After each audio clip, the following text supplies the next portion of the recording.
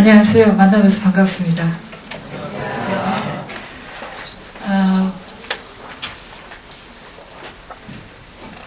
가슴이 뜁니다. 여러분, 그 목사님을 YWCA에서 처음 뵙고 이안교회 비전 청년들을 위해서 비전 컨퍼런스가 열린다는 얘기를 듣고 귀한 부름을 제가 받았습니다. 먼저. 그리고 여러분에게 어떻게 응답할 것인가 많은 고민을 했고 기도를 했습니다. 제가 잘하는 일 중에 여러분에게 줄 수 있는 것들이 뭐가 있을까라고 고민을 했고요. 아까 잠깐 전도사님께서 소개해 주신 대로 제가 지금 하고 있는 일은 임원들 대상으로 리더십을 디벨롭하는 코치를 하고 있습니다. 그래서 오늘 이제 여러분에게 특히 젊은 청년들에게 무엇을 주는 게 가장 좋을까 고민을 했을 때 하나님께서 우리한테 주신 부르심을 어떻게 잘 삶으로 만들어갈 것인가에 대한 과정을 좀 나누고자 합니다. 특히 제가 만난 분들이 대부분 우리가 사회에서 성공했다는 사람들, 그리고 자기 자신과의 싸움에서 이미 승리하신 분들이 꽤 많았습니다. 그렇기 때문에 오늘 제가 말씀드리고 싶은 것은 그분들이 어떻게 그 과정에 이르게 됐는지를 여러분과 나누고 싶습니다. 왜냐하면 여기 계신 적어도 이 안의 청년들은 목표의식은 분명하실 거고 어디를 가야 될지는 다 알 겁니다. 근데 어떻게는 좀 다른 얘기죠. 물론 각자의 방식으로 가게도 있지만 그 어떻게를 조금 더 효율적으로 효과적으로 갈 수 있도록 제가 많은 분들을 만났기 때문에 그분들의 방식을 먼저 선보이고 그 중에서 가장 중요한 부분이 뭐였는지를 여러분과 나누는데 오늘 이 한 시간을 보내려고 합니다. 그래서 크게 두 가지로 나눠서 말씀을 좀 드리겠는데 실제 우리가 그럼 부름이라고 얘기하지만 부름이 뭔가 한번 다시 한번 정리해 볼 필요가 있을 것 같고요. 자, 그런가 하면 실제 그 부름에 대해서 지금 우리는 어떻게 하고 있는가 현재 그거에 대해서 좀 고민을 해볼 것 같고요. 그리고 말씀드린 것처럼 소위 성공했다는 사람들은 또 승리한 사람들은 어떻게 하고 있는지 또 그 과정을 말씀드리고 시간을 마치려고 합니다. 말씀해 보면 다양한 부르심에 대한 말씀들이 많이 있지만 그 전에 여러분 부름을 받으셨습니까? 네, 받으셨습니까? 제가 원래 좀 많이 움직이기 때문에 여기 있으니까 아까 저기 하고 싶은 생각지가 나는 이걸 써도 될까요? 이게 단위에 너무 높이 올라와 있으면 부담스럽습니다. 여러분과 함께 있는 게 더 좋은 것 같고요. 어떠세요? 부름을 받으셨습니까? 예, 어떤 부름을 받으셨습니까? 이렇게 다수의 대중이 앉아있으면 대부분 응답을 안 해도 되는 책임감을 갖고 있습니다. 특히 이제 또 한국 사람들은요 이렇게 질문을 던지면 갑자기 바빠져요. 뭔가를 이렇게 쓰거나 그다음에 이렇게 눈길을 피한다거나 이렇게 바빠집니다. 뭔가. 뭐 거기까지도 괜찮아요. 근데 여기 계신 분들 가장 훌륭하신 거는 바쁜 척을 안 하고 다 저를 쳐다보고 계신다고. 대답은 안 하고 그냥 쳐다만 보세요. 그리고 심지어 웃고 계세요. 그래서 어떻게 할 수가 없죠. 제가 답을 드려야 돼요. 우리는 부름을 받았을까요? 뭐 받았습니다. 특히 하나님 안에서 우리는 부름을 받았습니다. 근데 지금 로마서에 나와 있는 말씀이 이 부름은, 이 은사는 취소될 수 없다라고 합니다. 하나님께서는 부르심에 대해서 후회하심이 없다고 하십니다. 근데 그 부름이 뭐냐? 대부분 여러분이 이럴 때 콜링에 대해서는 어떻게 생각하냐면 내가 선교 사역을 해야 되나? 목회 사역을 해야 되나? 믿음의 일을 해야 되나? 물론 그것도 포함이 되어 있습니다. 집중적으로는 그게 포함이 되어 있지만 목사님이나 또 선교 사역을 하시는 분들은 굉장히 특별한 부르심을 받았다고 저는 좀 생각하고 있고요. 우리 모두는 일반적인 은총과 그 다음에 부르심을 받은 게 있습니다. 사실. 근데 그게 뭐냐? 이미 태어났으면 다 부름을 받은 겁니다. 우리에게 생명이 하나님께서 우리에게 취소할 수 없는 생명을 주셨고 그 생명 안에서 존재 가치를 드러내야 되는 게 우리의 부름의 뜻입니다. 그런 점에서 특히 생명이 태어났는데 그냥 왜 태어난지 모르고 살다 가면 의미가 없습니다. 그래서 그 존재의 의미를 찾기 위해서 우리가 영성을 계속 추구하는 이유 중에 하나는 하나님과의 관계를 통해서 존재를 확인할 수 있기 때문에 이 생명이라는 것이 관계가 없으면 아무 의미가 없습니다. 마찬가지로 여러분 태어나셨을 때 부모 없이 태어난 사람은 없습니다. 네. 모든 자식이요, 뭐 부모하고 살 수 없는 경우는 있을지 모르지만 부모 없이 태어난 경우는 거의 없지요. 네. 거의가 아니라 없지요. 그렇기 때문에 우리는 끊임없이 관계를 통해서 우리의 존재를 확인하고 성장하고 발전하게 되어 있습니다.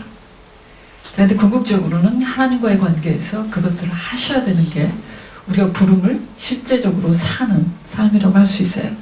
자, 그런데 그보다 더 중요한 게 있습니다. 예, 중요하다기보다는 구체적으로 보여지는, 아까 여러분한테 말씀드렸던 우리에게 왜 살아야 되는지와 우리가 어떤 존재해야 되는지는 분명히 알고 있지만 어떻게의 문제는 좀 다른 얘기입니다. 근데 그 어떻게가 일을 통해서 우리 존재를 구현할 수 있는 겁니다. 자, 근데 그럼 일 안 하면 존재 구현이 안 되냐? 소위 뭐 잠시든 또는 조금 길게든 백수 생활 하시거나 백조를 하면 나는 그럼 삶의 구현을 안 하고 있냐? 그건 아니죠. 근데 일하는 방식이 다 다를 수도 있고 일의 내용도 다를 수 있습니다. 하지만 특히 현대 사회에서 일이 없는 존재는 사실 살아있다고 보기 조금 어렵습니다. 그것이 어떤 일이든 간에. 그래서 소위 우리가 소명 또는 콜링이라고 했을 때는 자신의 천직이라고 다시 해석해서 말합니다. 그래서 이 존재 자체를 구현하고 삶을 발견하고 실천할 수 있는 게 자신의 일이자 직업인데요. 자, 여기서 직업을 가지신 분 이렇게밖에 안 되세요. 네. 자, 여러분 좀 헷갈리고 계신 게 있는데 학생들도 직업이 있어요. 네. 학생이 직업입니다. 네. 학교에 아직 안 들어갔어도 배우고 있으면 직업이 있습니다. 네. 자, 그래서 여러분 특히 지금 학생들이 지금 대부분 손을 많이 안 드셔서 이 학생에서 그 다음에 일을 찾는 게 되게 중요해요. 직업을 찾는 게. 특히 요즘 같은 세상엔. 게다가 요즘 평균 수명이 길어져가지고 100살까지 삽니다. 네. 저희같이 교회 다니는 사람들 되게 오래 살아요. 왜? 나쁜 걸 안 하잖아요, 또. 게다가. 네.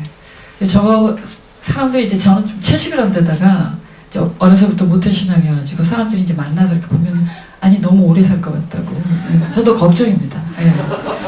자, 그래서 이 오래 살 것을 대비해서 우리가 할 수 있는 일들이 뭘까 좀 고민을 해야 되는데, 저는 대부분 만나는 지금의 제 고객들은 대부분 나이 드신 40대 중반에서 50대, 왜냐면 다 사장님들, 상무님들, 임원들이시니까. 그 전에 사실 저는 이제 전업을 했는데요, 40살에. 그 전에 제가 주로 했던 일은 젊은 학생들을 가르치는 대학 교수였습니다. 그렇기 때문에 그때는 이제 젊은 친구들이 경력 상담을 많이 하러 오죠. 설사 이게 전공을 선택을 했어도 헷갈려하는 친구들이 많아요. 그래서 요즘은 뭐 오래 살기도 아니면 30대까지 사람들이 대부분 방황을 합니다. 자신의 일에서. 그리고 방황해도 좀 돼요. 오래 사니까 조금 방황해도 갈 날이 많이 남았어요. 예. 그리고 이제 최근에는 실제 젊은 친구들이 따로 이렇게 요청을 하는 경우 제가 따로 만나지 못합니다. 조금 비싸서. 예. 그런데 이제 대신에 아이디어를 좀 드려요. 예. 어떻게 하시는 게 더 좋은지. 예. 그 중에 하나는 살 날이 길기 때문에 여러분의 직업을 보는 방식이 좀 바뀌어야 되겠다라는 겁니다. 그러니까 우리 같은 세대만 해도요, 처음에 대학 졸업하고 처음 직장 가져서 대부분 그 직장에서 평생을 보내게 되고 좋은 직장을 갈 경우 그 다음에 평생 직업이 돼서 그걸로 인생이 끝나게 되어 있습니다. 지금 그렇지 않아요. 자, 그런 점에서 여러분 일을 찾을 때 근데 그러면 어떤 방식을 찾고 있냐는 거죠. 자, 보시면 여러분 제가 아까 두 가지 단어를 계속 쓰고 있다는 걸 보고 계셨을 겁니다. 성공과 승리를 같이 얘기하고 있었습니다. 혹시 이거를 붙잡으셨는지 모르겠지만 이 존 스튜어트 미디어 자유론에서 이런 얘기를 했습니다.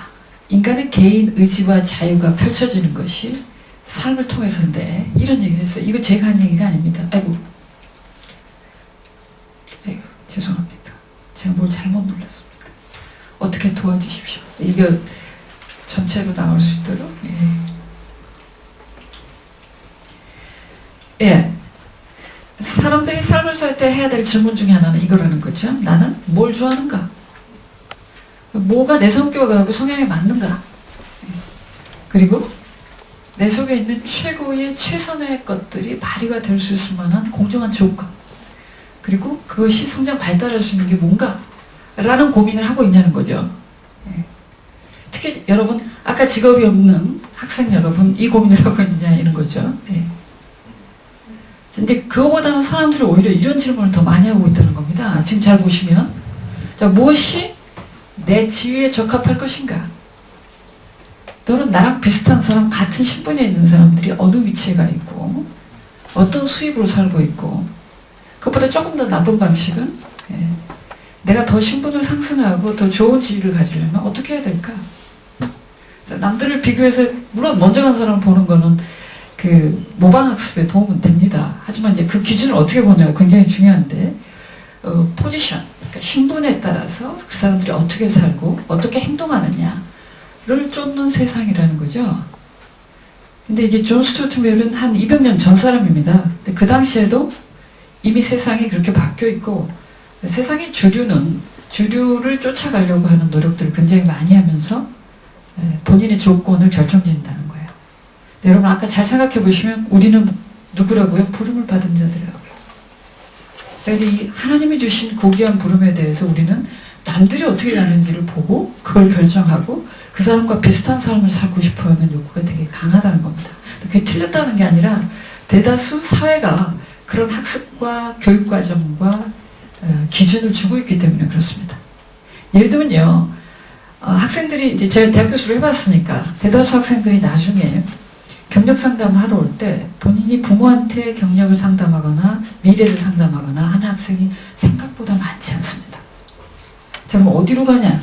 그럼 이제 이렇게 선생한테 오거나 또는 친구들하고 의논을 많이 하거나 요즘은 뭐 또 전문으로 이렇게 봐주시는 경력 상담 해주는 데도 많죠. 그런 데 가셔서 이제 검사도 하시고 다 해요. 자, 그렇게 해서 이제 적성을 판단해서 하는 경우도 있지만 대부분은 어떻게 됩니까? 누구 집 누가 어떻게 됐는데 걔가 굉장히 잘 살고 행복해. 남들이 다 부러워해. 그러니까 그 루트를 빨리 찾아가 보자. 네. 이런 방식입니다. 근데 가다 보니까 된 것도 있고 안 된 것도 있어요. 왠지 좀 비슷해지면 또 만족도도 있습니다. 왜냐하면 목표를 설정해놓고 사람이 거기까지 달려가게 되면요 행복해집니다.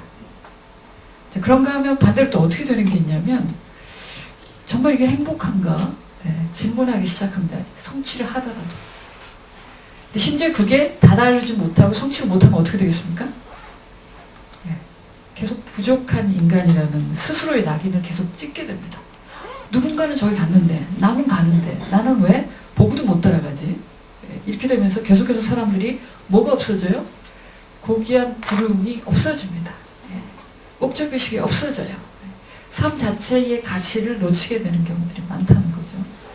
그래서 우리가 사실 이렇게 비교 우위로 계속해서 잘 나가는 것, 남과 같이 가는 것, 특히 한국 사람의, 뭐 이건 제가 말씀드린 게 아니고 한국인의 성격을 분석한 것 중에 하나가 전근대사를 통해서 사람들이 계속해서 가장 강화된 것 중에 하나가 남하고 비슷하게 살아야 된다. 어느 정도 누구만큼은 살아야 된다. 그렇지 않으면 불안을 굉장히 느끼고요. 그래서 그런 기준 때문에 자꾸 누군가의 성공을 쫓으면서 내 안에 있는 남다른 하나님이 직접 주신 소중함을 놓치고 자신의 자유의지로 선택해서 스스로가 내 안에서 나를 이기고 하나님 앞에 더 보여드릴 수 있는 것들을 놓치고 있는 게 아닌가, 여러분한테 질문을 던져봅니다. 자, 그런가 하면요, 일을 하고 계신 분들, 아까 직업을 가지신 분들 계시죠? 자, 집에 계시는 주부들도 다 직업이 있으십니다. 되게 비싼 직업이에요. 이 주부라는 직업도 잘 아시면. 최근에 제가 아는 사람이 한 분 부잣집에 시집에 갔는데 무지무지 고생, 겉에서 볼 때는 잘 모르고 안에서는 속이 골마 터져서 이제 이혼을 하게 됐습니다. 사실 뭐 너무 지긋지긋해서 뭐 이자료도 안 받고 재산도 안 받고 가진 것도 없는데 그냥 헤어지고 싶어요. 변호사를 만났더니 계산을 해주는 거예요. 25년의 세월에 대해서. 근데 엄청난 금액인 겁니다. 그래서 이제 뭐 돈이 많다가 아니라 그만한 헌신과 노력을 통해서 가정을 만들고 계신다는 얘기예요. 그래서 이제 근데 이 일을 하고 있을 때 사람들이 어떤 태도로 일을 하냐는 거죠. 자, 세 단계가 있습니다. 노동처럼 일하시는 분이 있고요. 직업, 소위 우리가 말하는 프로의식을 갖고 일하시는 분들이 있고요. 자, 그런가 하면 소명, 천직으로 일하시는 분들이 있습니다. 어떻게 좀 차이가 날까요? 한번 생각해 보십시오. 자, 노동으로 일하는 사람 어떻게 일할까요? 불평. 불평이 있을 것 같아요. 네, 또요. 죽지 못해. 맞아요. 표현이 너무 와닿으세요. 네, 네, 이런 네, 감사합니다. 네. 실제로 그래서 주어진 일을 그냥 해야 된다는 생각으로 죽지 못해서 정말 하는 경우가 노동입니다. 그래서 우리가 흔히 좀 안 좋은 단어를 쓸 때 실제 원래 노동이면 그런 게 아니지만 노동자라고 하면 죽지 못해서 하는 사람이 되는 거예요. 실제로 미국의 에머슨이라는 철학자는 노동자는 꿈이 없다라고 얘기를 했습니다. 매일 주어진 일을 죽지 못해서 하는 사람들은 새로운 꿈을 꿀 수가 없어요. 우리가 생각하는 비전이 불가능합니다. 비전을 갖고 내일을 계획하고 오늘을 감사하기가 굉장히 어려운 거죠. 자, 그래서 이제 요거 죽지 못해서는 굉장히 감정적으로 와닿지만 실제 행동을 보면 어떻게 나타나냐. 일을 예를 들면 직장에 있을 때는 그 시간 안에 채우고 있습니다. 빨리 끝나고 나가기를 원해요. 퇴근 시간만 기다리고 있어요. 자, 그리고 퇴근 시간 나가면 어떻게 돼요? 까맣게 잊어버립니다. 일을. 절대 자신이 놓고 온 일을 덜 미완성인 일에 대해서 더 이상 생각하지 않아요. 착각하지 않습니다. 자, 그런가 하면 또 다른 것 중에 하나는 다른 사람한테 내 일을 권유하지 않습니다. 내 일이 좋으면 자랑을 하게 돼 있는데 여러분 잘 아시지만 사랑하게 되면 어떻게 해요? 자기도 모르게 자꾸 자랑을 해요. 그 사람 자랑을 하고 내 자랑을 하고. 자, 그런데 좋아하지 않으면 어떻게 되냐면 모르는 척합니다. 관계없는 척해요. 그래서 자신의 일을 자랑하지 않습니다. 자, 그러면 직업의식 있는 사람은 어떨까요? 아무래도 이거보다는 좀 나을 것 같죠? 네. 어떨까요? 어떻게 할까요? 자기 일에 직업의식 있는 사람은 상상해 보십시오.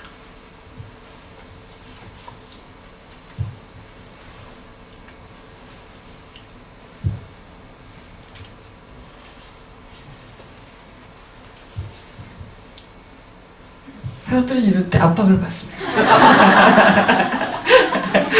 그런데 제가 이제 인내심이 강해요. 답이 나올 때까지 기다려요.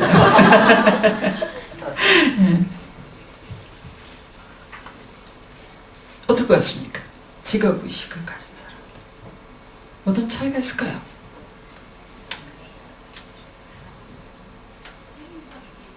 네, 책임감이 있어요.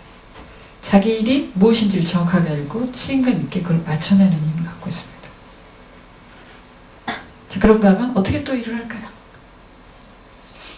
네, 재미있게 일합니다. 아까 노동보다는요 훨씬 더 일을 즐겨요.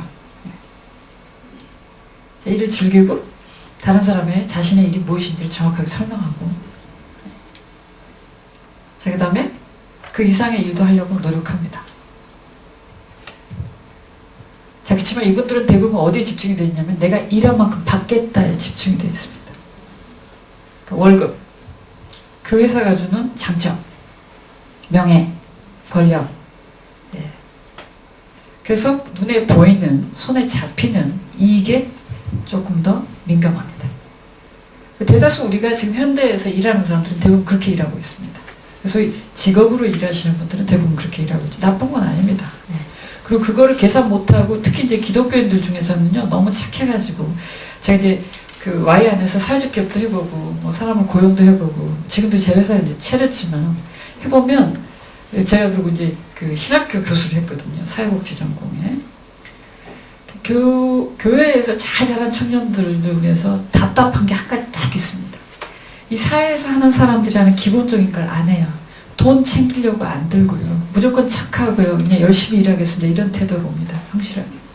근데 물론 그것도 좋지만 그보다는 조금 더 물론 그 돈이 전부가 아니라 그런 기준에 대해서 명확하게 자기의 값어치를 알아요. 자기 굉장히 소중한 존재거든요. 그래서 그거 잘 따질 줄 알아야 됩니다.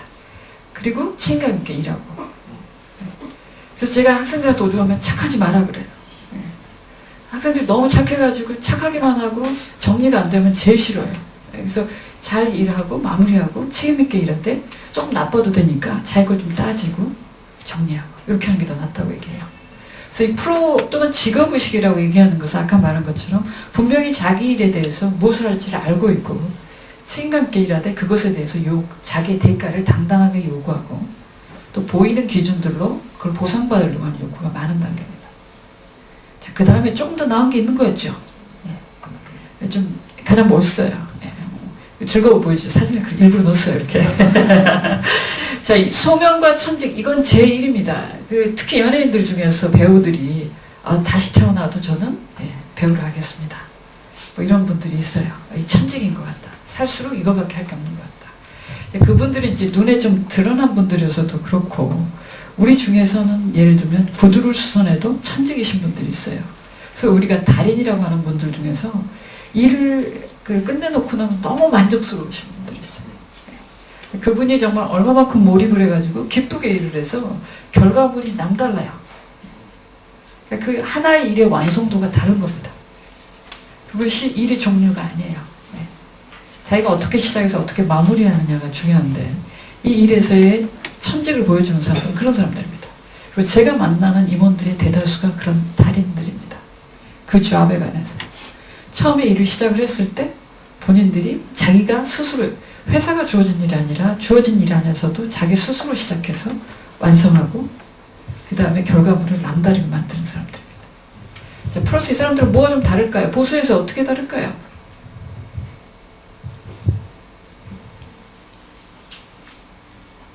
어떻게 다를 것 같습니까? 보수에 있어서 입장이.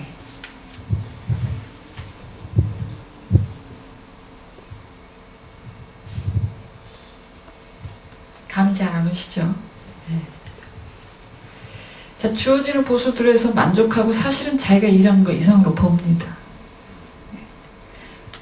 계산을 안 해보지만 잘 아시겠지만 달인들이 어떻게 해요? 남들 10개 할 때 자기는 20개, 30개 해요.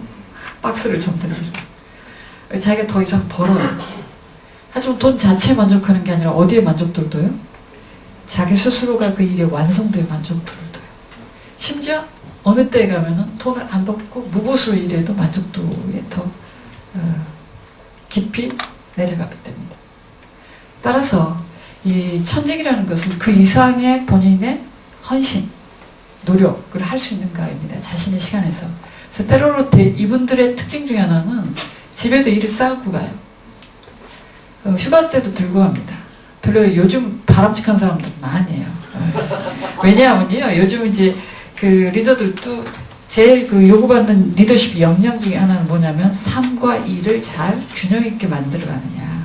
일에만 너무 미친 듯이 살지 않고, 특히 우리나라는 너무 전 세계적으로 다른 어느 나라보다 일을 열심히 하는 나라예요. 성실한 나라. 그래서 저희가 이렇게 큰 변화를, 번영을 이끌어왔죠.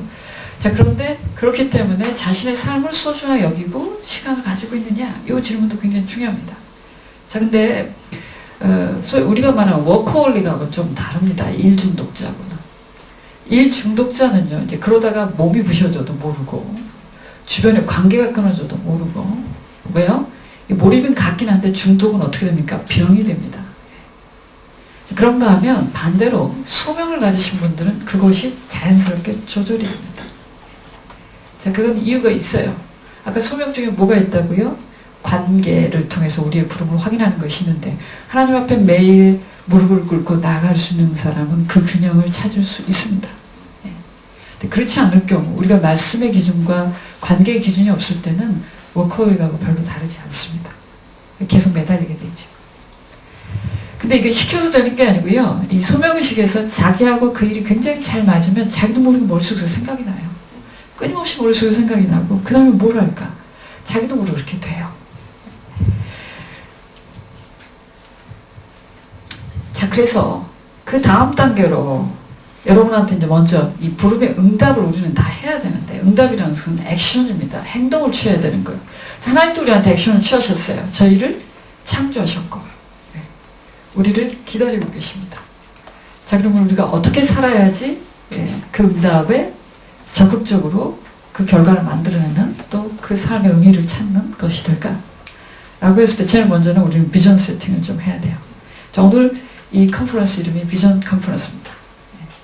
그래서 미래를 내다보고 또는 우리 안에 있는 것들을 미리 끄집어내서 펼쳐서 보게 되는 시간들입니다.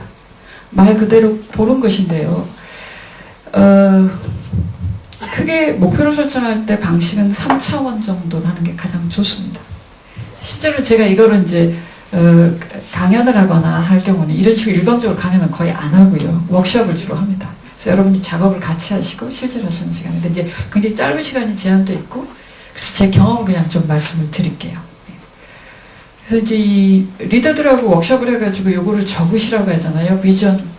자, 여러분 중에서 지금 인생의 목표가 분명하신 분? 안 물어볼게요. 손만 드세요. 물어봐야 되겠네요. 한 분밖에 안 계셔 지금. 네, 괜찮으시면 네. 인생의 비전이 무엇입니까? 주 중에 하는 일도 그러니까 나의 모든 일이 주일날뿐만이 아니라 하나님의 사역이 되기를 바라는 거. 네, 멋진 얘기를 하시네요. 네. 저렇게 분명하게 정리되신 분이 많지 않습니다. 네. 박수를 좀 보내주십시오. 분명하시기 때문에 이루실 겁니다. 그리고 굉장히 구체적인 텀으로 되어 있기 때문에 매일의 매 순간이 내가 일요일 성도가 아니라 에브리데이 성도, 에브리데이 하나님의 사람이 되겠다라고 하는 거 굉장히 좋은 목표입니다. 자, 그래서 할 수 없이 이제 다시 물어봐야 돼요. 5년 안에 하시고 싶으신 건 뭐가 있습니까?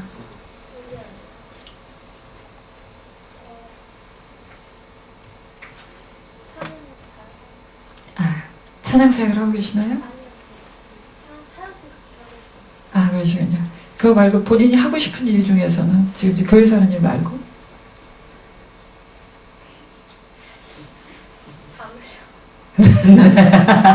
네. 자, 왜 여쭤보냐면요. 자, 그럼 6개월 안에는 그럼 5년 안에 다 목표를 달성할 게 찬양을 잘하는 거고 잠을 자는 거면 6개월은 뭘까요? 6개월은 지금 제가 시작한 일을 좀 잘 적응해서 6개월 안에 좀 딱 도움 안 받고 내가 도움을 줄 수 있는 사람. 네, 네. 감사합니다. 사실 개인적인 걸 얘기하기 좀 어려워요. 근데 제가 이제 여쭤본 이유 중에 하나는 요 세 가지가 되게 분명한데 대부분 사람들이요 궁극적인 목표는 되게 비슷합니다. 의외로 비슷하고 클리어하고 오히려 여기 계신 그 성도님처럼 자매님처럼 이렇게 클리어하신 분이 많지는 않아요. 구체적인 텀으로. 근데 예를 들면 대부분 사람들한테 물어보면 궁극적인 목표가 뭘까요? 인생에 행복하게 살고 싶다. 네. 각자 단어가 좀 달라도 행복하게 살고 싶다. 누구랑? 네, 가족들이랑 가까운 사람들이랑 좀 더 나아가면 지역사회나 공동체에도 내가 도움이 되고 이렇게까지입니다. 그래서 멀리 볼 때는요 사람들이 대부분 다 비슷해요. 별 차이가 없습니다. 자, 그럼 6개월, 사실 6개월 목표라기보다는 사람들한테 요즘 버킷리스트라고 하죠. 네. 당신이 6개월 후에 죽게 돼서 시한부가 돼가지고 암 선고를 받았어요. 그래서 6개월 안에 죽는다고 해요. 그럼 하고 싶은 거 뭐 있어요? 그러면 뭐 있을까요? 제일 먼저 하고 싶은 건 뭘까요?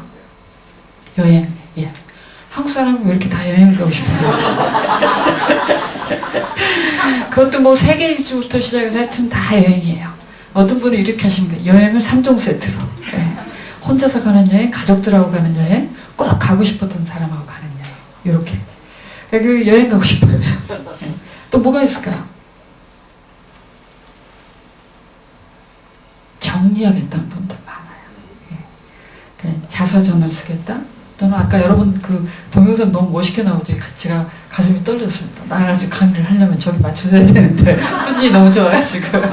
자, 근데 보시면 그런 비디오 동영상으로 특히 부모의 입장에 계신 분들은 자식들한테 내가 살면서 느꼈던 거, 삶의 지혜, 또 그 다음에 어떻게 살았으면 좋겠다는 당부 이런 것들을 정리해서 주고 싶다. 이렇게 하시는 게 있어요. 그게 책으로 쓸 수 있으면 좋고 아니면 뭐 비디오 동영상을 남겨줄 수 있으면 좋고. 자, 그 다음에 또 있습니다. 이거는 정말 한국 아버지들의 깊은 애정인데요. 만약에 죽을 날짜를 알면 보험을 더 들겠다. 이러시는 경우도 있어요. 의외로 많아요. 근데 그게 내가 지금까지 다 못 해줬으니까 내가 먼저 가는데, 근데 여자분들은 아무도 그렇게 말 안 합니다. 이 남자들의 뜨거운 책임감이에요. 그래서 미리 알면 보험을 조금 들어서 그거를 돌려주겠다. 자, 그런가 하면 이제 봉사, 그동안 못했던 봉사, 사람들을 돕는 일, 그런 일을 하고 또 내가 안 해봤던 일을 하겠다. 그동안 한 번도 안 해봤던 일 중에서 예를 들면 깽판 치겠다 뭐 이런 것도 있어요. 예. 그러니까 안 해본, 그러니까 술을 많이 먹고 내가 좀 한번 풀어줘 보고 싶다. 뭐 이러신 분들도 있고, 반대로 이제 그 안 해본 일 중에 좋은 일 리스트도 굉장히 많은데, 내가 평소에 그동안 집안에서 부인을 못 도와준 걸 내가 좀 도와주고 싶다랄지 부터 시작해서 많이 있습니다. 자, 그래서 근데 잘 보니까 제가 이제 이 일을 한 지 지금 올해가 9년째입니다. 대학교에서 이쪽으로 넘어온 지가. 근데 수많은 분들과 이 작업을 하고 나서 제가 깨달은 것 중에 하나는 멀리 해랑 가까이는 다 똑같더라는 거죠. 자, 근데 사람들은 생각은 멀리도 같고 가까운 것도 같은데 왜 다르게 살고 있을까요, 우리는? 그래서 제가 찾아보니, 생각을 해보니, 이 성공의 열쇠는 5년이더라. 중장기적인 목표에 대해서 구체화되어 있는 사람은 성공을 하고요. 그렇지 않는 사람은 대부분 그냥 그 세월이 흘러갑니다. 네. 자, 예를 들면요. 행복하게 살고 싶다고 하는 그 행복 안에 뭐가 있겠습니까? 일단 건강해야 돼요. 건강하지 않으면 돈이 많아도 소용이 없습니다. 네. 자, 그런가 하면 돈도 있어야 돼요. 돈이 없고요. 건강만 해도 참 괴로워요. 네. 가고 싶은 데도 많고 먹고 싶은 데도 많은데 돈이 없어요. 그러면 이게 슬퍼요, 인생이. 그렇기 때문에 건강도 해야 되고 돈도 있어야 돼요. 자, 그 다음에 또 필요한 게 좀 있겠죠. 이 건강도 정신적인 건강 플러스 육체적인 건강이 다 있어야 되고. 자, 돈도 사람들이 좀 어느 정도 있고 싶어 하냐면 내가 좀 구애받지 않을 정도로 있고 싶다. 어떤 분 중에서 이렇게 답하신 분이 있어요. 돈의 규모를. 나이대 그 10대별로 아파트 평수가 넓어지면 좋겠다. 20대 20평대, 30대 30평대. 그래서 70대는 70평대에 살지는 않지만 그 정도 재산 규모가 있어서 자기가 적절하게 조절해서 살았으면 좋겠다. 굉장히 구체적입니다. 예. 그래서 좋습니다. 그런 형태도 자기의 방식으로 굉장히 구체적으로 목표를 정하는 게 되게 좋아요. 자, 어쨌거나 이 5년 안의 목표가 굉장히 분명하신 분이 달라지더라는 거죠. 그리고 그걸 구현해내요. 사람들은요, 대부분 특히 이제 대학생들 중에서도 앞으로 공부를 계속 하고 싶다. 석사를 하고 싶다. 박사를 하고 싶다. 이런 경우도 있고요. 직장인들 중에서도 자기 직업에 대해서 만족도가 떨어지기 때문에 뭔가 다시 해보고 싶다. 특히 또 우리가 믿는 사람들은 신학을 해보고 싶다. 이런 사람들 되게 많아요. 자, 근데 별로 구체적이지 않아요. 뭐 기회가 되면 갈 거다. 그렇게 막연한 목표로 세웁니다. 그렇게 되면 대부분 이루지는 못해요. 근데 그거를 마치 그림을 그리듯이 구체적으로 이거를 목록을 갖고 계신 분은 좀 게임이 달라집니다. 실제 제가 코칭해드렸던 임원 중에 이제 대기업의 사장님까지 하셨어요. 식품회사, 우리가 이제 알만한 식품회사 사장님이셨는데, 누구나 그 양반이 한 55세 정도에, 제가 한 뭐 7년 정도 전에 뵀었으니까, 그때 은퇴하셔도 됩니다. 굉장히 잘 나가고 계셨고, 이제 그분이 실제 그 코칭이 그렇게 유명하지 않을 때 저라는 코치를 사셨어요. 사시고 코칭을 받으셨는데, 제가 남들은 다 은퇴하고 마감할 나이에 5년, 아니, 전체 계획을 세우시라고 했습니다. 요 세 가지, 여러분 같으면 적으셨겠습니까? 대부분 이렇게 숙제를 내드리면요, 안 해오세요. 특히 사장님들은 안 해오세요. 바쁘시거든요. 그래서 제가 코칭 세션을 처음에 이제 그분의 상태를 진단해주는 그 소위 행동 양식이나 리더십의 방식들에 대해서 어세스하는 그 도구들이 있습니다. 그래서 제가 직접 인터뷰하기도 하고, 그 다음에 이렇게 설문조사도 하고 뭐 여러 가지를 해요. 그렇게 해서 일단 진단을 하고 그 다음에 무엇을 더 발전시킬 건가, 요거 계획을 세워요. 자, 그런데 이제 진단을 하고 계획을 세우는데 진단을 다 제가 이제 소위 브리핑을 해드립니다. 진단의 의미가 뭐고, 당신이 어떤 건 잘하시고 어떤 건 못하십니다. 그러니 어떤 거 더 개발하실 의향이 있으십니까? 이런 걸 물어요. 자, 그래서 본인이 직접 계획을 세우는 게 목적입니다. 왜냐하면 코칭은 일방적인 교육이 아니라 그분이 직접 하시는 거를 제가 도와드립니다. 물론 전문적으로 도와드리는 거죠. 근데 이제 그 높으신 분들 중에서는 숙제를 안 해오세요.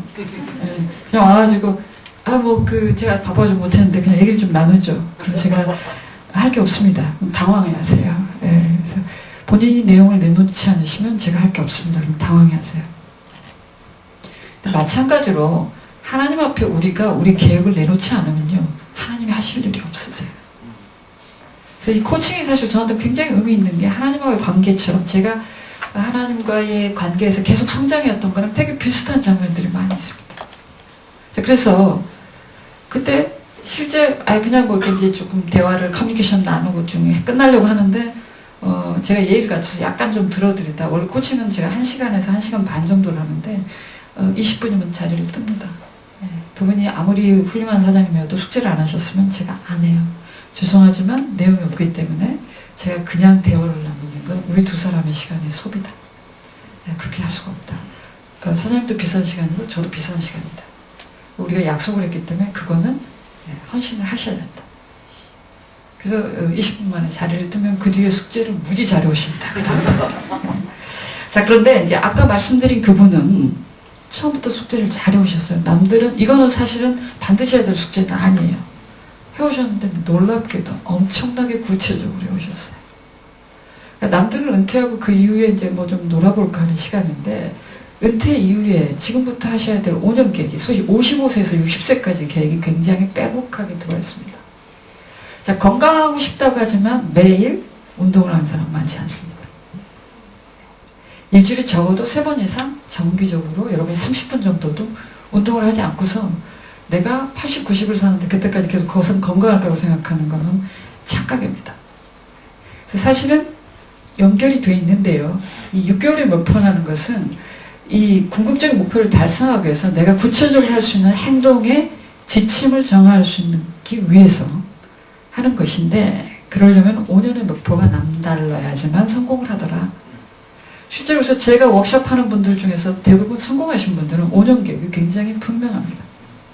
그것이 자신의 일에서 더 이상 확장하는 것이든 또는 다른 일을 더 끌어들어오는 것이든 자기를 줄이는 것이든 간에 그 노행에 상관없이 굉장히 구체화되어 있어요.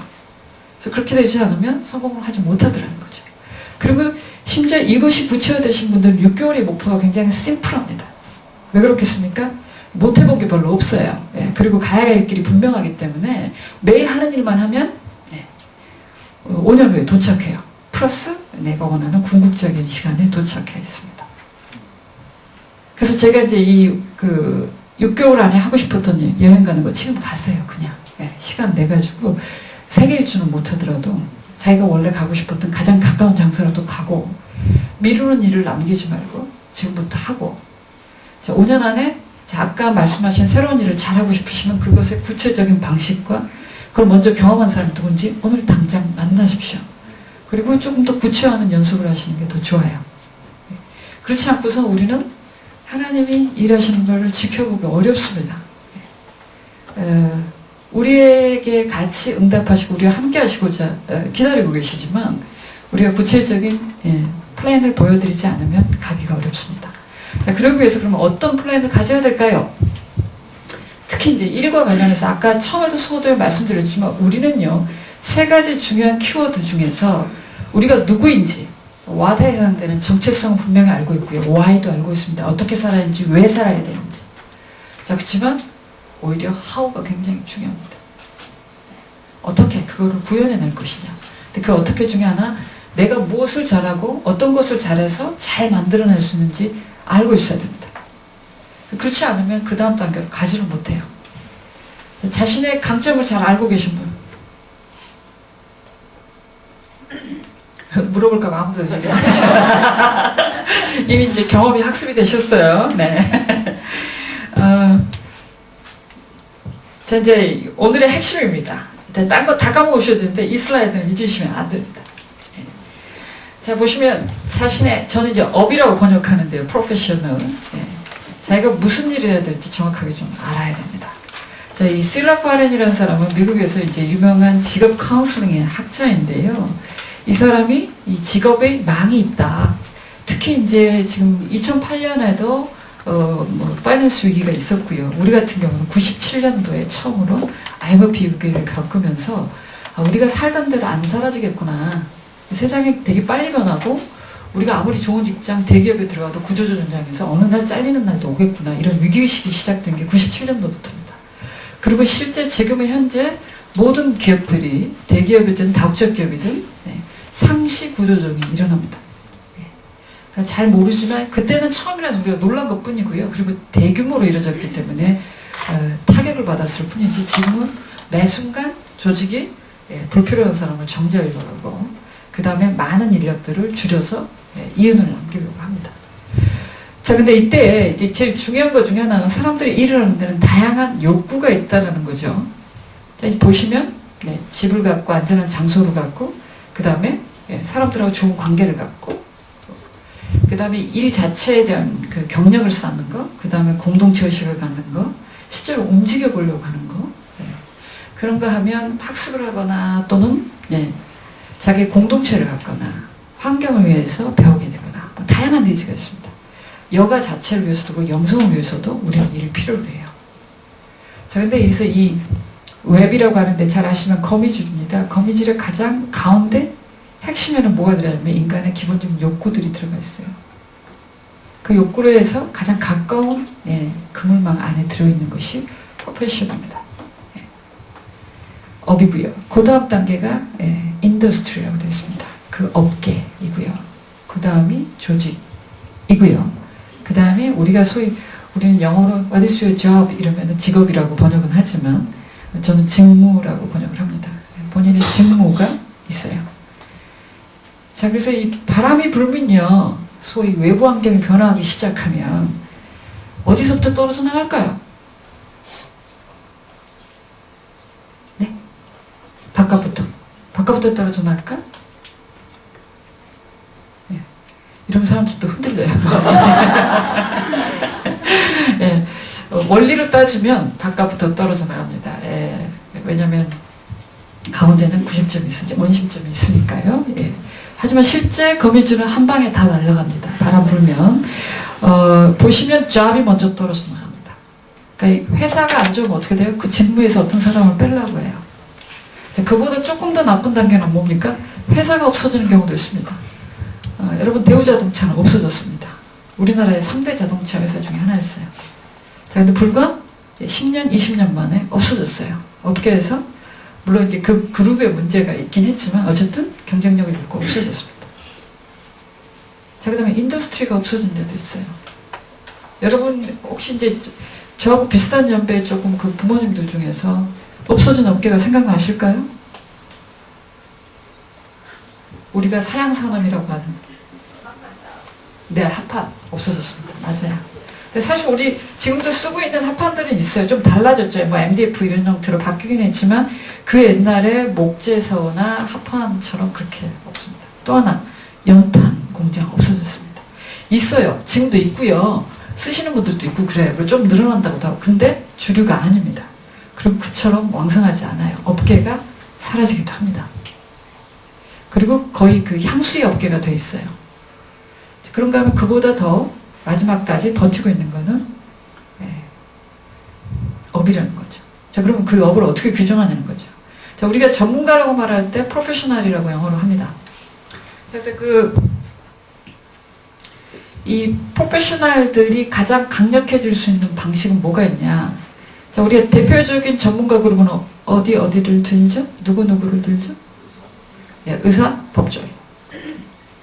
자, 그래서 의사 중에 법조인 이들의 특성이 있습니다.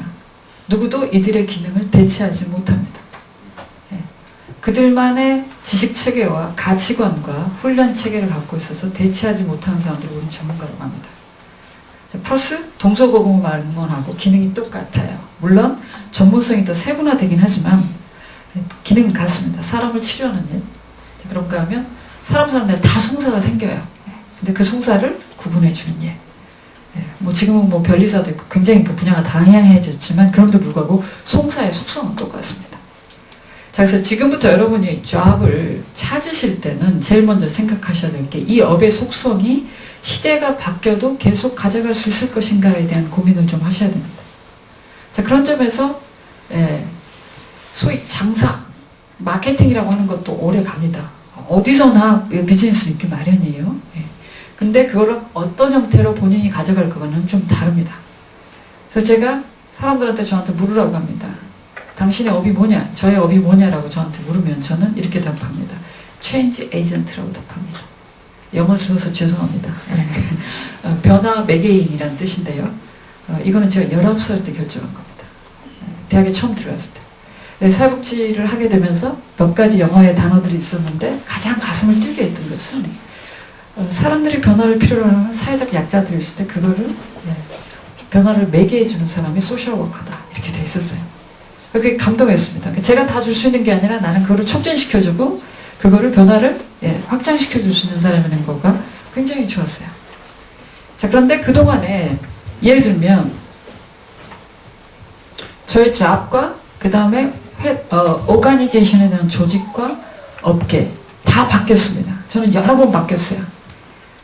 저는 이제 정신질환을 가지신 분들 치료하는 일을 10년쯤 했고요. 그래서 병원에서도 일을 하고 연구소에서도 일을 하고 그 다음에 이제 관련해서 강의를 했었습니다. 그래서 그 당시에 제 직업은 여러 가지로 불렸습니다.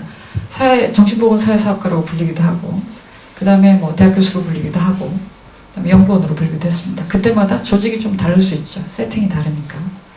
그렇지만 업계는 여전히 사회복지였습니다. 근데 어느 날 사표를 내고 모든 사람이 미쳤다고 하는 순간에 나왔습니다. 나이 40이 됐는데 제가 19살 때 사실 40살까지밖에 계획을 안 세웠어요. 그래가지고 그 당시에 생각할 때 40은 굉장히 많은 나이인 줄 알고 그냥 조기 은퇴를 해야지 이렇게 생각을 했습니다. 근데 40이 딱 돼서 보니까 내가 하고 싶은 일을 다 했더라고요. 사회복지계에서 제가 하고 싶었던 여러 가지 경험들과 여기 연구자로서든 또 제가 치료자로서든 그다음에 그 가르치는 자로서든 하고 싶은 일을 다 했다는 느낌이 들었어요. 근데 그 일을 계속 하려니까 너무 지겨워서 못 하겠어요. 그리고 뭐 사실은 이제 제가 그 소위 테뉴어가 보장이 돼 있었기 때문에 가만히 있으면 65세까지 갑니다. 그러니까 그 정년이 보장돼 있던 교수였고 있어도 그만인데 그럼 뭐 학생들이 저한테 강의 좀 잘한다 보시면 좀 잘하는 거 같지 않습니까? 그러니까 이제 뭐 그리고 학생들이 좋아하고 사랑하고 그랬는데 계속 그렇게 하면은 제가 그 오래 못 살 것 같은 생각이 좀 들었어요. 그래서 어느 날 사표를 던졌는데 저희 총장님 지금도 기억합니다. 뭘 하겠냐 해서 비즈니스를 하겠습니다. 비즈니스를 해본 적이 아니요. 근데 하려고 했는데 지금 안 하면 못할 것 같아서 지금 하려고 합니다. 뭐 이런 얘기를 하고 던지고 나왔습니다. 사실 계획이 없었습니다. 그때는. 그냥 기도한 게 있었고 근데 계획이 아니라 비전이 있었습니다. 대학 교수를 그만두기 5년 전부터 제가 꿈꿨던 것은 대학원에서 이제 물론 연수대학에서 여러 그 관리자들을 교육하는 행정대학원에서 보니까 이 성인들 중에서 이분들이 잘 교육은 안 돼요. 왜냐면 머릿속에 아는 게 많기 때문에 빨리 안 들어가요. 근데 일단 들어가서 뭐 이게 작동을 하기 시작하면 영향력이 커지는 겁니다. 하나를 깨달으면 바로 가서 실천하고 실천하는 영향력이 달라요. 그래서 성인 그룹을 잘 가르치는 게 되게 중요하겠구나. 그래서 제가 리더십 코칭에 대해서 공부하기 시작했습니다. 우리나라에 그때 들어오지 않았지만 그냥 책으로만 보고 있다가 사람들한테 대학 교수가 사표를 일단 먼저 던지고 난 다음에 사람들 뭐 할 거냐 그래서 나 리더십 코치가 될 거야 그랬어요. 근데 사람들이 제가 워낙 주도 면밀하다고 착각을 하셔가지고 다 준비를 한 줄 알았어요. 근데 그런 게 없었습니다. 근데 중요한 것은 구체적 그림을 그리고 계속 떠들고는 다녔어요. 근데 그것이 제가 믿음을 가지고 기도하는 방식이었기 때문에 그렇게 했고 첫 번째 미국계 회사에 들어갔는데 바로 그 자리였습니다. 인터뷰를 한 번 봤는데 한 번 만에 됐어요. 그리고 그 회사가 그 다음에 리더십 코칭 프로그램을 론칭을 했고 제가 대표 코치로 5년 동안 그 회사에서 일을 하고 그 다음에 제 회사를 차렸습니다. 자, 그래서 왜 이 말씀 드리냐면 제가 처음부터 지금까지 가지고 있는 업의 속성을 변화를 일으키는 매개인으로서 생각을 하고 저의 업계나 어떤 것을 더욱 중심으로 보기보다는 프로페션 자체를 봤는데 지금도 제 잡은 바뀌어서 뭐 리더십 코치이기도 하고 또 뭐 다음에도 저는 또 바뀔 수 있다고 생각합니다. 제목은 얼마든지 바뀔 수 있고 업계도 좀 바뀔 수 있고 지금은 업계가 휴먼 리소스 디벨롭 하는 컨설팅 업계입니다. 그래서 뭐 HR 업계라고 하는데 그래서 얼마든지 바뀔 수 있다고 생각하지만 내 근본적인 속성으로 내 업을 무엇을 가져갈 것이냐에 대해서 여러분이 질문하고 답하시지 못하면 이 긴 세월을 살기가 어렵습니다. 그래서 젊은 친구들한테 첫 번째 가진 직장에서 여러분이 그 가능성을 탐색하라고 저는 얘기합니다. 여러분의 업의 속성, 뭐 여러분이 가장 잘하는 것을 어떻게 발현하고 만들어갈 수 있는지를 체크할 수 있는 시간들을 갖지 않으면 확장할 수 없습니다. 자, 저 같은 경우는 사실은 그 사람의 행동을 바꾸는 일을 계속 하고 있는데 심리를 이해하고 자, 그런데 마이너스 끝에서 플러스 끝까지로 가 있습니다. 병이 나서요, 사회적, 심리적 기능이 다 깨지신 분들, 특히 만성 정신 질환을 앓고 계신 분들을 치료하는 일을 했습니다. 거기서 반대 끝에 와서 있어요. 심리적, 사회적 기능이 최고로 높으신 분들, 그것을 통해서 집중을 엄청 하고 결과를 만들어내시는 분들을 지금 돕는 일을 하고 있습니다. 물론 그 중간에 젊은 학생들을 키우고 또 이 성인 교육을 하는 일 장면에도 있었죠. 하지만 이 모든 과정에 연속성상이 있고 사람의 기본 행동과 심리에 대한 이해를 가지고 대상을 달리해서 이를 확장해서 온 겁니다. 저도 모르게 제가 여기 와 보니 이 과정에서 프로페셔널을 정확하게 갖고 남이 절대로 대체할 수 없는 일을 하고 있는 겁니다. 자, 그래서 물론 모든 사람이 다 그렇게 일할 수는 없습니다. 하지만 여러분이 한 번에 특히 젊은 친구들은 젊은이들은 세상이 굉장히 많이 바뀔 것이기 때문에 여러분이 큰 꿈을 갖고 그 꿈이라는 게 남보다 더 빨리 가겠다 이런 꿈이 아니라 이 달라지는 세상에 내 안에 있는 것을 어떻게 기쁘게 발현할 수 있을 것인가를 여러분이 꿈꾸셔야 됩니다. 그러기 위해서는 여러분이 뭘 잘하는지를 아셔야 돼요. 자, 그래서 혹시 지금 직업을 가지신 분들 중에서 자신의 경력이 안전한지 아니면 위험한지 확인하시려면 이 정도로 질문을 확인해 보시면 됩니다. 자, 내가 가지고 있는 프로페션이 내가 있는 회사의 전략에 필수적인지, 자, 그리고 이것이 다양한 업계와 조직에 내가 제공할 수 있는 서비스가 되는지를 확인할 필요가 있습니다. 그렇게 되면 나는 프로페셔널하고 어디서나 내가 조금 원하는 방식으로 움직일 수 있는 사람이에요. 자, 그런가 하면 내 업계는 지금 계속 성장하고 있는가? 그리고 인간의 가장 기본적인 욕구를 충족시킬 수 있는 서비스를 하고 있는가를 좀 보셔야 됩니다. 자, 예를 들면 저는 사회복지를 제가 처음 시작했을 때는 연세대학에 제가 첫 입학했을 때 제가 3기였습니다. 사회복지가 물론 다른 학과들은 서울대, 이대는 뭐 있었지만 조금 오래된 역사로 대부분 그때 시작하고 있었어요. 제가 83학번인데 그때 택시를 타면 아저씨가 제가 사회사업학과였어요. 사회사업학과 다닌다 그러면 돈이 젊은 학생이 무슨 돈이 많아서 사회사업 다녀고 있거든요. 지금의 소셜 그 웰페어를 이해하지 못했습니다. 설명하려면 너무 긴 거예요. 그러니까 그냥 냅두고 그냥 말았습니다. 그런데 지금 불과 제가 대학을 들어갔을 때랑 지금 30년 만에 세상이 얼마나 바뀌었냐면요. 아시겠지만 곳곳에 사회복지 서비스 프로바이더들이 있습니다. 공적인 부분, 사적인 부분 다 포함해서. 요즘은 그 사이버에서도 그 사이버 대학 같은 데 가셔서도 어른들 중에서도 다시 그런 사회복지 자격증, 각종 자격증을 따시는데 다 이렇게 열려져 있잖아요. 그만한 공급이 필요하게 되고 수요가 있게 된 겁니다. 그래서 이 업계가 성장할 수 있는데 들어왔는데 저는 이렇게 열매를 맛볼 때 나왔습니다. 나와가지고 다시 성장하고 있는 업계에 들어와 있어요, 지금. 이 코칭이 지금 시작돼서 성장한 지는 한 10년에서 15년 정도 됐습니다. 한국 같은 경우. 미국도 그렇게 길진 않습니다. 어쨌든, 그래서 지금 굉장히 급속도로 성장하고 있는 업계입니다, 이쪽 업계도. 그래서 어떤 면에서 자기가 일할 수 있는 길이와 또는 이렇게 깊이를 보시려면 업계 자체를 보시는 경험도 하셔야 되고. 자, 그런가 하면 이 조직이 내가 다니고 있는 회사가 계속 영감을 주고 있는가? 내가 달성할 수 있는 일에 대해서. 자, 그 다음에 계속 내가 내 열정을 갖고 지속적으로 학습할 수 있도록 도와주는가? 그렇지 않으면 내가 발전할 수가 없어요. 그래서 이제 특히 요즘은 어떤 기업이든 제가 이제 굉장히 다양한 다국적 기업이나 그 다음에 이제 국내 대기업들을 많이 다녔는데 지금은 회사들이 두 가지가 굉장히 사람들이 왔을 때 얼핏 보면 헷갈릴 정도로 뭐 대학보다 더 직원들을 잘 가르치고요. 더 집중해서 물론 대학과 같은 교양 프로그램이 아니라 직업과 관련된 것들이지만 엄청나게 직원들한테 그 학습 욕구를 채워주는 투자를 합니다. 교육을 많이 하고 그런가 하면 사회공헌도 굉장히 많이 하죠. 왜냐하면 그것을 통해서 자부심을 갖고 직원들이 더 일을 열심히 할 수 있도록 하는 것들이 초점이 맞춰져 있습니다. 자, 그런가 하면 내 일은 내가 결국 하게 되면 이 조직이 원하는 일들을 달성할 수 있는가? 그리고 이게 결정적으로 내가 빠지면 이 사업이 안 되는가? 이거 잘 보셔야 돼요. 그게 안 되시면은 소용이 없습니다. 잘난 척을 제가 하자면 제가 다니던 회사에서 제가 빠져나와서 거기에 비즈니스가 무너졌습니다. 물론 제가 일부러 그런 건 아니고 준비를 하자고 몇 번 노력했는데 저 같은 인재를 그 뒤로 못 구했어요. 제가 끝까지 있을 줄 알았는데 제가 몇 번 가겠다고 말씀을 드렸는데 이해를 못했습니다. 나와서 그냥 비즈니스가 그냥 무너졌어요. 그러니까 이제 그 정도로 본인이 굉장히 결정적인 존재인지 다른 얘기로 하면 기능적인지를 묻고 있습니다. 그게 잘났다가 아니라 그 조직에 필요한 기능을 갖고 있는지를 점검하셔야지 여러분이 그 경력을 계속 개발하고 발전시키고 가져가실 수가 있는 거죠. 자, 이러기 위해서 그러면 업을 어떻게 선택할 거냐? 저도 아까 이렇게 뭐 결정했다고 말씀드렸지만 얼떨결에 안 거지 뭐 이렇게 제대로 안 건 아니에요. 대부분 그리고 직장에 취직해서 그 업을 어떻게 갖게 됐냐고 물으면 어쩌다 그렇게 됐습니다. 네. 누구 소개로 그 회사에 갔다가 그 회사에 일을 하다 보니 잘 돼서 그렇게 됐습니다. 이렇게 하는 경우들이 많으세요.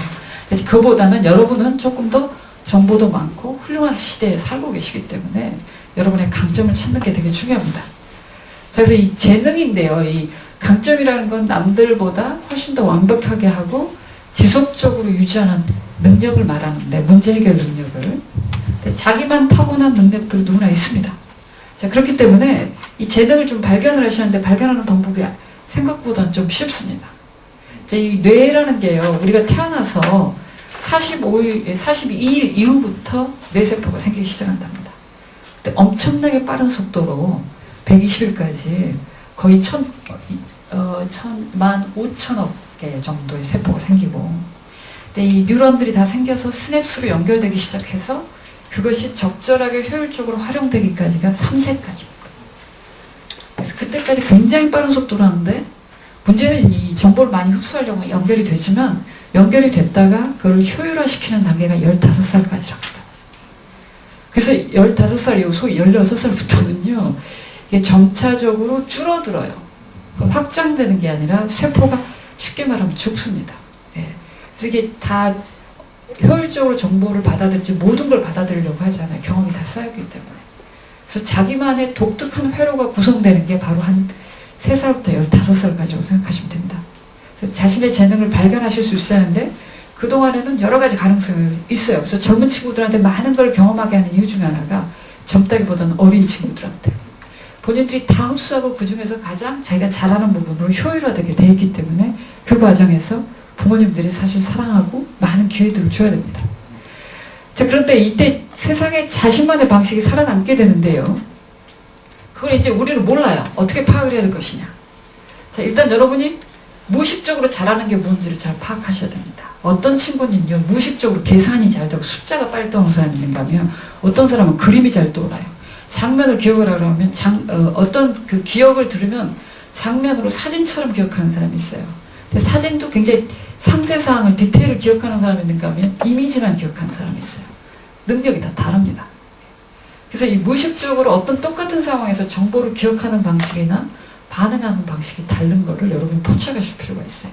그러니까 예를 들면 부모는 굉장히 표현을 잘하시고 내용을 얘기를 잘해요. 자식 중에 이렇게 좀 멍한 애들이 있어요. 뭘 물어보면 대답을 못해요. 뭐 애가 뭘 아는 것 같긴 한데 물어보면 계속 이렇게 구체적인 설명을 못해요. 근데 이런 친구들은 굉장히 직관적인 친구들입니다. 그래서 디테일을 말은 못하지만 이미지를 정확하게 갖고 있고 깊이 갈 수 있는 사람들이에요. 그래서 그들이 잘할 수 있는 애는 따로 있어요. 근데 이 디테일이 강하신 분들은 되게 분석적이에요. 그래서 이렇게 짜잘하게 물어보실 수는 있거든요. 하지만 진짜 통합하는 능력이 좀 떨어집니다. 그래서 이 멍한 친구들은 좀 소위 우리가 말하는 대기만성일 확률이 높습니다. 왜냐하면 표현을 잘 못하니까 계속 좀 취급을 못 받아요. 그러다가 어느 단계에 가면 이 힘을 발휘하게 됐습니다. 실제로 제가 그 코칭에서 사장님 중에 하나 이제 굉장히 유명했던 회사인데 마이크로소프트 사장님이셨는데 이 양반은 들어가서 신입 직원이 돼서 팀장이 될 때까지는 최하위. 이분이 아까 그 멍앤입니다. 직관적이신 분. 그래서 남들이 이렇게 실행을 다 할 때 디테일을 못 챙겨요. 그러니까 자기는 자기가 바본 줄 알았대. 조금 일을 못해서. 그래서 동기들 중에서 최고로 늦게 팀장이 돼서 이제 잘리려나 이랬는데 팀장이 되니까 팀원들이 생겼는데 디테일이 강한 친구들이 다 붙은 거예요. 그래서 이때부터 속도를 내는데 최단 시간 안에 사장으로 승진하셨습니다. 왜냐하면 이 사람들은 다 매달려 있는데 전체 큰 그림을 못 봐요. 근데 이 그림을 그려내가지고 그거를 실행을 했어요. 남보다 2-3단계를 빨리 뛰어 올라가는 거예요. 그래서 사람이 각자 가진 잠재력은 다르고 자기 느낌대로 무식도로 더 잘하는 게 있다는 거죠. 근데 그거를 나하고 다르다고 해서 부모가 판단하지 말고 기다려 주셔야 됩니다. 그 친구가 발현할 수 있도록, 그리고 그게 뭐가 다른지를 발견할 수 있도록 노력을 해주셔야 되고. 자, 그 다음에 뭐 애들 때는 알 수 없어요. 애들이 오늘은 연예인 되고 싶었다, 내일은 소방 직원이 되고 소방 대원이 되고 싶어하고 뭐 이러니까 뭐 마술사가 되고 싶어하고 막 그러지 않습니까? 그러니까 이 동경인데 거짓 동경이 아닌 여러분이 개인적인 여건이 잘 안 돼가지고 소위 문제. 요즘 학생들은 뭐 여건이 안 되긴 조금 어려워요. 옛날보다 다 잘 살기 때문에. 어쨌거나 여러 가지 여건이 안 돼서 본인이 실현하지 못하지만 끊임없이 머릿속에서 떠돌고 가슴으로 움직이게 하는 거. 뭘 보면은 계속 가슴이 뛰는 거. 이거가 자신의 재능일 확률이 높습니다. 제가 그 다큐멘터리 중에서 하나 본 그 굉장히 감동적인 게 90세의 발레리노 할아버지, 영국에. 근데 똑같은 90세 할아버지 중에 하나 자신의 인생을 계획하지 않아서 한탄하는 할아버지 하나하고 그 다음에 발레리노가 된 할아버지가 있어요. 근데 그 80세에 발레를 시작하셔가지고 동네 그 단원 안에 정식 발레리노예요.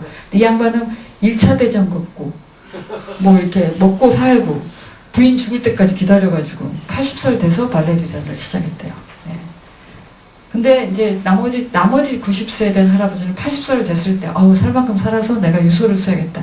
유언장을 다 쓰고 정리를 하고 사람들한테 다 세이브바이를 했는데 내내 살아요. 그래가지고 90살 됐을 때 자기가 깨달은 게 80살 때라도 계획을 세울 건 너무 무료하게 살고 있구나 내가. 이 상대적입니다. 그래서 여러분이 동경하는 거를 놓치지 마시고 단 거짓 동경은 조심하셔야 됩니다. 어떤 동경이냐면 남이 됐으니까 아까 말했던 주류가 다 절로 가니까 요즘 애들은 다 연예인 되고 싶어 하잖아요. 예. 그러니까 반짝이는 것을 보고 다 그것이 나의 동경이라고 믿는 그것만 내려놓으면 됩니다. 자, 그 다음에 조금 더 현실적으로 찾으실 수 있는 건 학습 속도입니다. 얼마나 내가 남보다 이 일에 관해서는 다른 건 공부가 잘하는데 얘는 금방 배운다. 이런 거 있으시면 여러분의 강점을 확률이 높습니다. 그래서 저 같은 경우는 제가 관계에 대해서 사람 행동에 대해서 굉장히 관찰력이 높아요. 남들이 다 놓치는 거를 다 봐요. 그래서 치료할 때도 도움이 됐고 지금 코칭할 때도 도움이 됩니다. 그리고 사람들한테 설명할 때도 훨씬 더 효과적으로 설명해 줄 수 있게 돼요. 그래서 각자가 어디에 더 집중하고 있고 본인이 더 빨리 배우는 거지 같은 지식인데도 그거는 찾아보셔야 됩니다. 자, 그런가 하면 하고 나면 만족스러워요.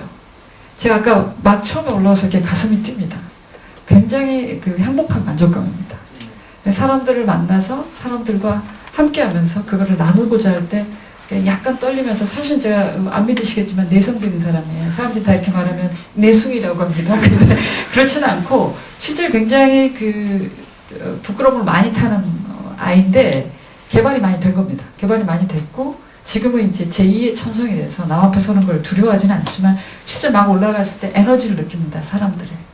그 에너지가 이 열망하는 에너지, 집중하는 에너지, 그게 저를 떨리게도 하고 두렵게도 하고 두 가지가 한꺼번에 와요. 네. 그 순간 그거를 표현을 하고 거기에 몰입을 합니다. 네. 그리고 그 과정에서 여러분의 그 미소를 볼 때, 눈빛을 볼 때 그 만족감을 얻게 돼요. 그래서 내가 사람들과 함께 있을 때 얼마나 행복해하고 감사하고 있는지 그걸 깨닫게 되면 여러분의 강점을 알게 됩니다. 그래서 여러분 자신이 어떤 일을 할 때 가장 자기도 모르게 몰두하면서 학습이 빨리 되고 또 만족하고 있는지를 찾아보시는 게 강점입니다.